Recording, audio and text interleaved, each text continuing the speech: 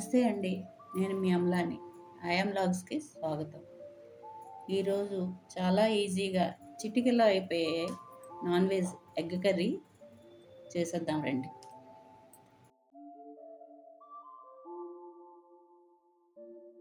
ఒక మూకుడులో 2 స్పూన్లు నూనెసి స్టవ్ వెలిగించి నూనె కాగాక ఈ కప్పుడు ఉల్లిపాయలు అందులో వేసేయాలండి సన్నగా తరిగినవి.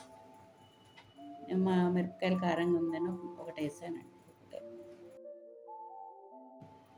ఉప్పు కొంచెం వేసుకుంటే ఉల్లిపాయలు తొందరగా మగ్గుతాయి. మూత పెట్టుకుంటే తొందరగా మగ్గుతాయండి ఉల్లిపాయలు.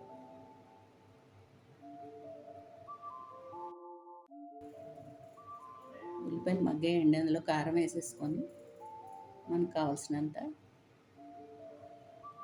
ఉప్పు ముందు వేసుకున్నాం కదా, ఇంకేయక్కర్లేదు. అది కొంచెం మెత్తబడ్డాక వేగిపోతాయి వెంటనే. అందులో నీళ్ళు వేసుకోవాలి.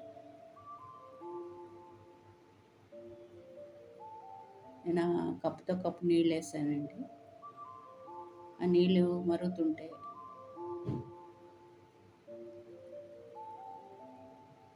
కోడిగుడ్లు కొట్టి వేసేసుకోవాలండి.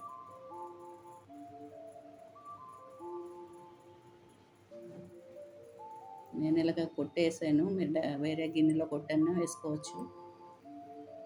ఇది చాలా ఈజీగా అయిపోతుందండి. మూత పెట్టేసుకోవాలి. స్టూడెంట్స్ అయినా కొత్తగా వంట నేర్చుకునే వాళ్ళైనా చాలా ఈజీగా చేసేవచ్చండి.